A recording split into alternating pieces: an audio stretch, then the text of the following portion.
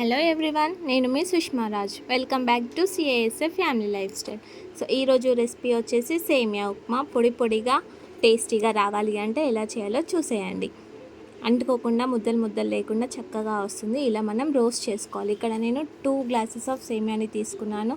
ఇలా రోస్ట్ చేసుకున్న సేమియాని పక్కన ప్లేట్లోకి ఉంచేసుకోవాలి. అదే కడాయిలో ఆయిల్ పోసుకొని ఆవాలు, జీలకర్ర, వెల్లుల్లి వేసుకోవాలి. నేనైతే ఇక్కడ పొట్టుతోనే దంచి వేసుకున్నాను. అలాగే ఒక ఎండుమిర్చి వేసుకోవాలి. ఎండుమిర్చి మంచిగా వేగాక కొన్ని పల్లీలు, పిడికడు జీడిపప్పు కూడా వేసుకోవాలి. జీడిపప్పు ఉంటే వేసుకోండి, లేదంటే స్కిప్ చేయొచ్చు.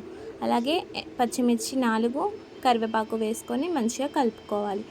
కరివేపాకు ఇంకా పచ్చిమిర్చి మంచిగా వేగాక టేస్ట్కి సరిపడా సాల్ట్ వేసేసుకోవాలి. అలా కలుపుకున్న దాంట్లో మనం వాటర్ పోసుకోవాలి. ఇక్కడ నేను ఎంత క్వాంటిటీ ఆఫ్ వాటర్ తీసుకున్నానంటే 1 గ్లాస్ ఆఫ్ సేమియాకి ఇక్కడ 1.5 గ్లాస్ ఆఫ్ వాటర్ యూస్ చేస్తున్నాను. అంటే నేను ఇక్కడ 2 గ్లాస్ ఆఫ్ సేమియా తీసుకున్నాను కాబట్టి టోటల్గా 3 గ్లాసెస్ ఆఫ్ వాటర్ని తీసుకున్నాను.